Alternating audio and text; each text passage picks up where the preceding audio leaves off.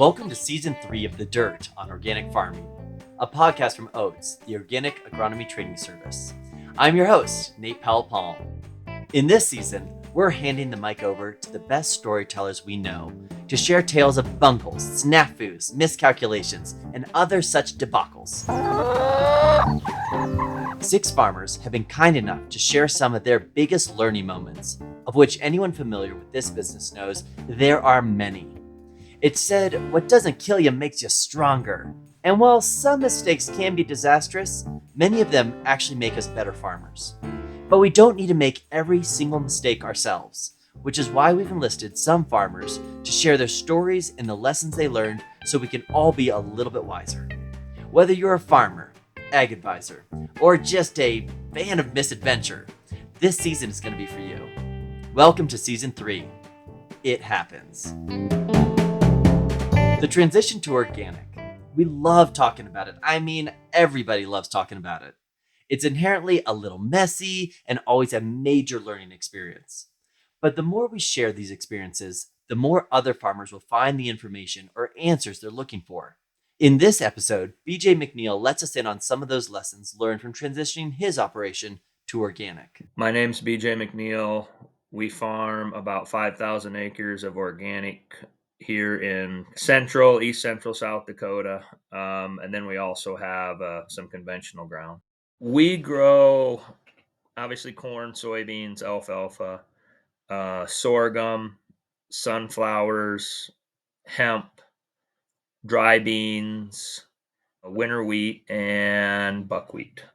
We began transitioning to organic in 19 and then finished that transition in 21. We transitioned the whole farm in those 3 years. We did 100% of our acres. The last 2 years, we have slowly started pulling some out. In fact, now, like I said, we're back down to 50% instead of 100%. And that's because of all the mistakes we made during the transition in the first 2 years, learning what not to do. Transitioning 100% of your acres at once, especially when you have 5,000 acres, is a bold undertaking. But BJ thought he had found the perfect moment. When we transitioned, it was a really, really wet year. Literally in 19, we had 2 500-year rain events within 10, 20 days of each other. I can't remember exactly. But anyway, nobody could get in the fields around here. 90% ended up being prevent plant because we couldn't get in the field. So I thought, well, hey, prevent plant payment coming, crop insurance, great year to roll into organics. We'll just let it ride, maintain it with tillage and cover crops and all that. But the problem was, because it was so wet, like 50% of the acres, we could never get on to get a cover crop plant. So you just had these weeds coming, and then we started getting annuals coming and thistle coming in those areas. And we still thought, we'll be able to manage them. We've been reading books and how we can do this organically, so we'll be able to manage that. We've all been there, feeling that potent combination of confidence and optimism. Anyway, it ended up being our worst decision ever. We should have just transitioned those ones we got a cover crop planted on, because those today are still our most economical organic fields. The ones that we couldn't get a cover crop on, that we had to let go to weeds. We finally got them work maybe in the fall or sometime, but I mean, the weeds were established and it was a mess. Thistle started coming, like I said, and those Canadian thistle, and they're just a nightmare. So that set us back right away, but we still had hope we could work our ways through it. And anyway, we've tried every remedy on those Canadian thistle. We've had Neil Kinsey out to tell us proper fertilizer and soil balancing techniques to do. We've done the whole till the ground every 3 weeks to exasperate their carbohydrate reserves. We've mowed them. We did everything, nothing. And they were just laughing at us. So finally, like I said, 2 years ago, those bad fields that we just could not get a handle on, we just pulled them out and said, well, start over. One of the hardest things to know is when to cut your losses. For BJ, it took trying absolutely everything before admitting defeat. Well, that was the problem. We were just trying to crop our way through it. We were just planting corn, and we went and bought a weed zapper. We went and bought a flamer. We went and bought cultivators. We were just going to, manage our way through it. And that it was an impossible task. We bit off way more than we could chew too. We had more acres than we could manage properly. And our yields, since every year now that we've went back, especially this past year, our yields were the best they've ever been. In fact, our best corn field was an organic field, better than our conventionals. And our fields don't look organic. I mean, you go by our cornfields, you can't tell if that's a Roundup field or an organic field.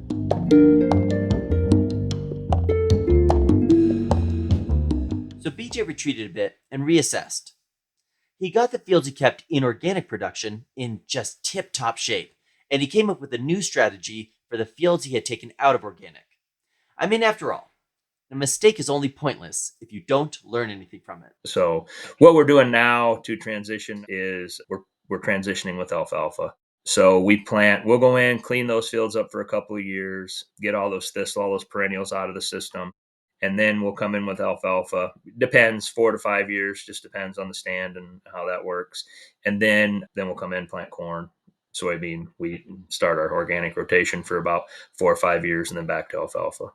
Alfalfa has become a key part of the transitional rotation for a few reasons. Well, number one, it lets me not till the soil for 3 to 4 years, so I can build some aggregate stability on those acres. And then number two, the biggest thing is to deplete the weed seed bank. When you're taking 3 to 4 cuttings, we normally get three. Four is a rare occurrence for us. Normally, we only get 3 cuttings. But just by doing that, we had a bad field. The first field, 2 fields we put into alfalfa. Well, one of them in particular is a half section, and it was terrible thistle. Sow and Canadian thistle, just terrible. In fact, that first year, I was like, "Oh my gosh, why did we do this?" But anyway, after the second cutting of alfalfa, I would say probably 85% to 90% of the thistles were gone. And the last 3 years, that's been nothing but a solid, gorgeous stand alfalfa. So that program works, and that's why, like I said, hindsight, a lot of things we should have done different, but we're learning and moving forward. Now, the alfalfa strategy was not something BJ invented.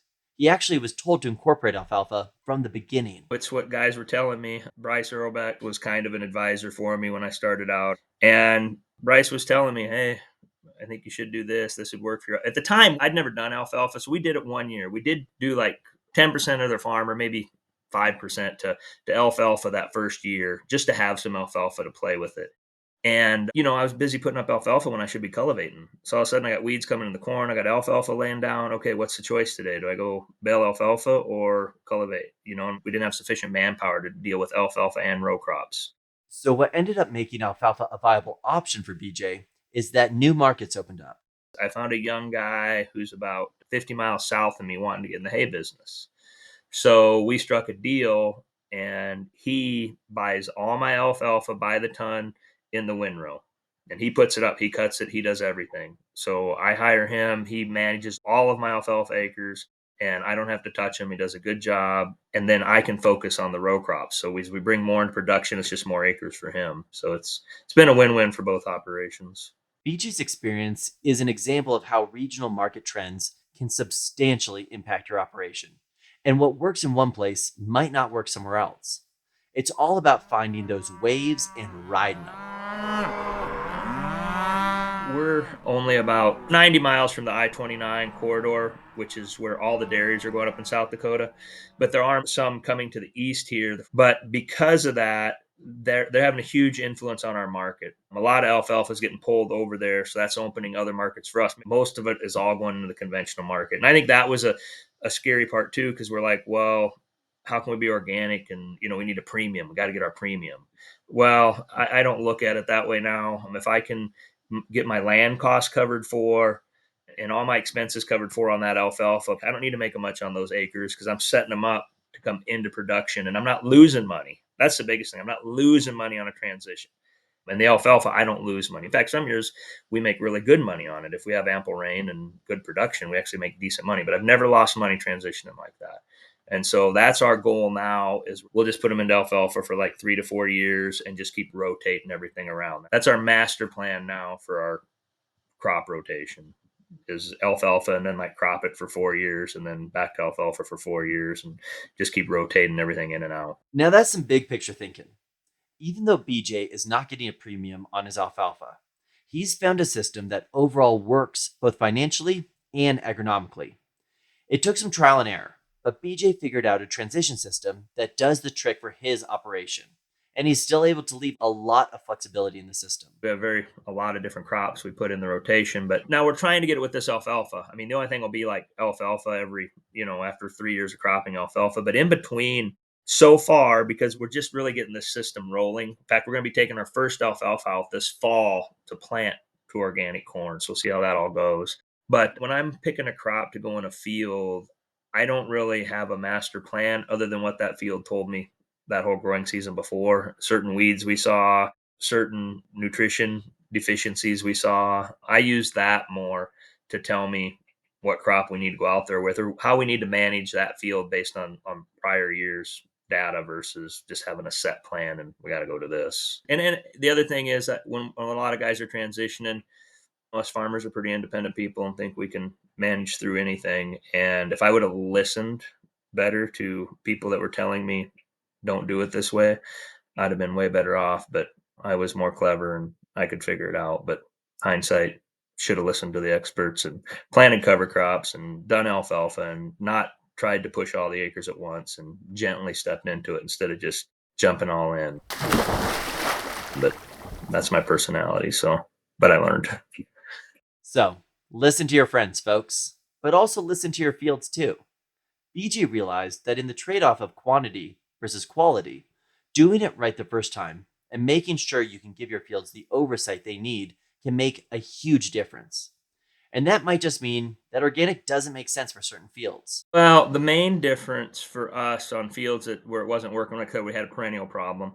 But most of those perennial problems were on our fringe acre fields, and by fringe acres, I'm talking we have quite a wide radius we hit. We go about 20 miles north of the main farm, 20 miles south of the farm, and then about 15 miles east and west. So it's kind of a big circle where all of our fields are, and those fringe fields just weren't getting the TLC they needed. We weren't getting there in time for cultivating. We weren't checking them often enough. I mean, it's, you can't just call the co-op when you're running behind and have them come out and cultivate for you.